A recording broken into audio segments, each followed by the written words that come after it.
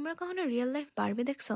I mean hot pink বা magenta ড্রেসের সাথে যদি এই লুকটা ক্যারি করো তাহলে তোমাদেরকে পুরাই একটা বারবি ডল লাগবে। Welcome to my page Priyadas makeup. আজকে আমি তোমাদেরকে এই লুক করাটা শেখাবো যেন এই ঈদে তোমাদেরকে একটা বারবি লাগে। ফার্স্টেই আমার পছন্দের একটা গ্রে শেডের লেন্স পরে নিব। দেন এখানে আমি পন্ডসের জেল ময়শ্চারাইজারটা দিয়ে স্কিন প্রেপ করে নিব। এই ময়শ্চারাইজারটা সামারের জন্য অনেক ভালো একটা ময়শ্চারাইজার। প্রাইমার দেওয়ার পর আমি ফাউন্ডেশনে চলে যাব।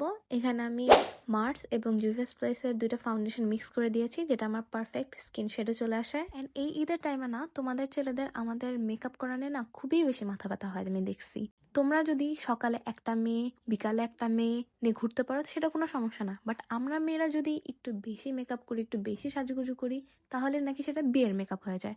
মানে এটা কোনো কথা? বেস মেকআপটাকে সেট করার জন্য এখানে আমি এভালি বিউটির পিঙ্ক লুজ পাউডারটা দিয়ে সেট করে নেব। দেন আমি আই লুকে চলে যাচ্ছি। আজকে আমি এই আই লুকটা তোমাদেরকে এক পাশে করে দেখেছি, ওইভাবে অন্য পাশে করে দেখাবো। তাই ফার্স্ট এখানে আমি একটা magenta colour transition shade use করে আউটার ক্রিজে একটা ডার্ক ব্রাউন শেড ইউজ করে নেব। এবং আজকে আমি এই লুজ পিগমেন্টটা ইউজ করছি। এটা এভারলি বিউটির একটা লুজ পিগমেন্ট। এই পিগমেন্টগুলো যদি থাকে তোমাদের অর্ধেক আই মেকআপই ডান হয়ে যাবে, এত সুন্দর একটা পিগমেন্ট। লোয়ার ল্যাশ লাইনে সেম ভাবে উপরে যেভাবে আমি ট্রান্সলেশন শেড এবং ডার্ক ব্রাউন শেড ইউজ করেছি, সেম ভাবে আমি নিচেও ইউজ করে নিচ্ছি। দেন এখানে আমি হোয়াইট কাজল ইউজ করছি যাতে মেকআপটা খুব সুন্দর ডল এফেক্ট দেয়। ইনার কর্নার এবং আউটার কর্নারটাকে হাইলাইট করে নিচ্ছি। দেন এখানে আমি আইলাইনার এবং ফলস ল্যাশেস পরে নিব, তাহলেই আমার আই লুকটা ডান হয়ে যাবে। দেন